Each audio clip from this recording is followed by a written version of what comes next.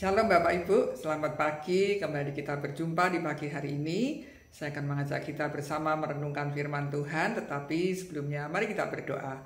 Tuhan Allah Bapa kami yang di surga, kami bersyukur dan berterima kasih kalau pagi hari ini kami boleh bersama merenungkan firman Tuhan. Biarlah firman Tuhan boleh menjadi bagian dalam kehidupan kami, menuntun kami ke jalan yang benar sehingga kami boleh hidup memuliakan nama Tuhan. Terima kasih Tuhan, di dalam nama Tuhan Yesus kami panjatkan doa ini. Amin. Bapak Ibu, pagi hari saya akan mengajak kita merenungkan firman Tuhan yang saya ambil dari 1 Samuel pasal 7 ayat yang kedua sampai ke-15.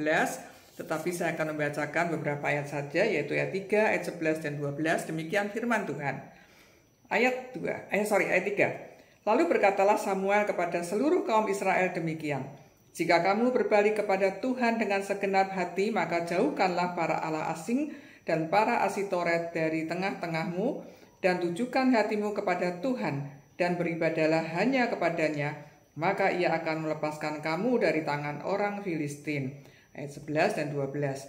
Keluarlah orang-orang Israel dari Mispa, mengejar orang Filistin itu dan memukul mereka kalah sampai hilir Berkar. Kemudian Samuel mengambil sebuah batu dan mendirikannya antara Misma dan Yesana. Ia menamainya Ebenezer, katanya, sampai di sini Tuhan menolong kita. Demikianlah bacaan firman Tuhan. Pagi hari ini saya akan membawakan sebuah tema, yaitu Tuhan satu-satunya penolongku. Bapak Ibu yang dikasihi Tuhan, setiap kita pasti punya namanya masalah. Apakah itu masalah kesehatan, masalah ekonomi, masalah keluarga, pekerjaan, dan masalah-masalah yang lainnya lagi. Karena kita ini memang hidup di dunia yang sudah jatuh ke dalam dosa, sehingga membuat hidup kita ini penuh dengan berbagai macam kesusahan, kesulitan, kekhawatiran, dan ketakutan. Nah, ada satu hal yang mengingatkan kita akan firman Tuhan yang tertulis di dalam Ibrani pasal 13 ayat 5b, demikian firman Tuhan. Aku sekali-kali tidak akan membiarkan engkau dan aku sekali-kali tidak akan meninggalkan engkau. Sebab itu dengan yakin kita dapat berkata, Tuhan adalah penolongku. Aku tidak akan takut. Apakah yang dapat dilakukan manusia terhadap aku? Nah Bapak Ibu, Saudara-saudari, bangsa Israel pada waktu itu mereka hidup dalam ketakutan. Mereka berhadapan dengan bangsa Filistin yang telah mengalahkannya, sehingga membuat mereka mengeluh kepada Tuhan atas pergumulannya itu. Nah, apa kata Samuel di ayat yang ketiga? Dikatakan demikian, jika kamu berbalik kepada Tuhanmu dengan segenap hati, maka jauhkanlah para allah asing dan para asitoret dari tengah-tengahmu, dan tujukanlah hatimu kepada Tuhan, dan beribadalah hanya kepadanya, maka ia akan melepaskan kamu dari tangan orang Filistin. Nah, di sini Samuel hendak menyadarkan bangsa Israel supaya apa? Yaitu supaya kembali kepada Tuhan Allah Israel dengan segenap hati, karena mereka sudah meninggalkan Tuhan. Dan supaya mereka juga meninggalkan Allah asing yang mereka sembah, yang tentunya akan mendukakan hati Tuhan.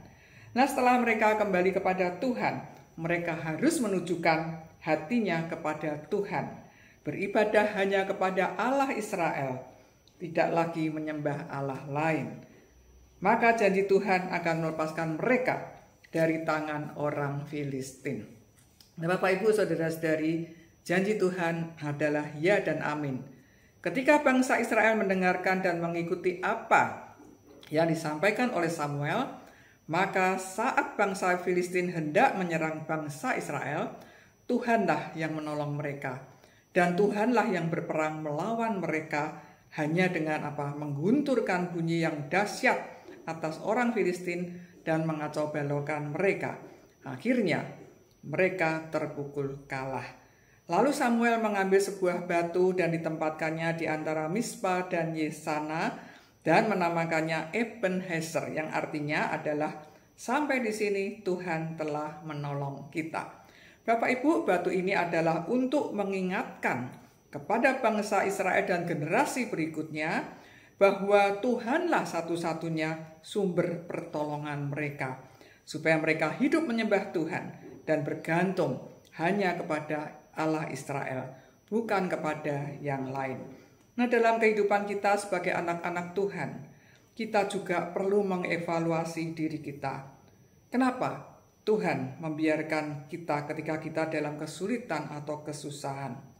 Mungkin kita juga mulai menjauh dari Tuhan. Bahkan mungkin Bapak Ibu Saudara-saudari ada yang sudah mulai meninggalkan Tuhan. Yesaya 59 ayat 2 mengatakan, tetapi yang merupakan pemisah antara kamu dan Allahmu ialah segala kejahatanmu, dan yang membuat dia menyembunyikan diri terhadap kamu, sehingga ia tidak mendengar ialah segala dosamu. Bapak Ibu, jika saudara-saudari juga mengalami mulai saat ini di dalam tengah pergumulan, tidak lagi mencari Tuhan, bahkan dalam kehidupan ini mulai jauh dari Tuhan, meninggalkan Tuhan, ingat, Bapak Ibu segera bertobat dan kembalilah kepada Tuhan Yesus. Tuhan mau supaya kita hidup ini berfokus kepada Dia. Hidup menyembah hanya kepada Tuhan Yesus yang adalah Tuhan dan Juru Selamat kita. Hanya Dialah yang sanggup menyelamatkan kita dari hukuman dosa dan yang sanggup menolong kita dalam segala pergumulan hidup kita. Sehingga kita dapat menjalani hidup yang penuh tantangan, penuh kesulitan, penuh berbagai macam hal-hal yang membuat kita putus asa dan sebagainya. Tetapi ketika kita berharap pada Tuhan, kita bisa menjalaninya. Sekalipun itu sebuah pergumulan yang berat, kita tetap ada sukacita dan damai sejahtera yang dari Tuhan. Karena Dialah satu-satunya penolong kita. Amin. Mari kita berdoa. Tuhan, kami bersyukur dan berterima kasih untuk firman Tuhan yang boleh mengingatkan kami. Hanya Engkaulah satu-satunya penolong hidup kami. Karena Engkaulah Allah yang hidup, Allah yang sanggup memberikan pertolongan pada kami. Tolong kami ya Tuhan, di tengah segala pergumulan kami, biarlah kami bersandar, berseru hanya kepada Engkau. Dan biarlah kami juga berfokus hanya kepada Engkau saja. Kami yakin Tuhan akan memberikan jalan keluar di tengah segala pergumulan kami. Kalau ada saudara-saudara kami yang sedang mengalami pergumulan, biarlah Tuhan menolong untuk mereka tetap berseru pada Tuhan. Dan Tuhan pasti akan memberikan pertolongan. Terima kasih Tuhan, di dalam nama Tuhan Yesus kami panjatkan doa ini. Amin. Shalom Bapak Ibu, selamat pagi, selamat beraktivitas. Tuhan Yesus memberkati kita semua.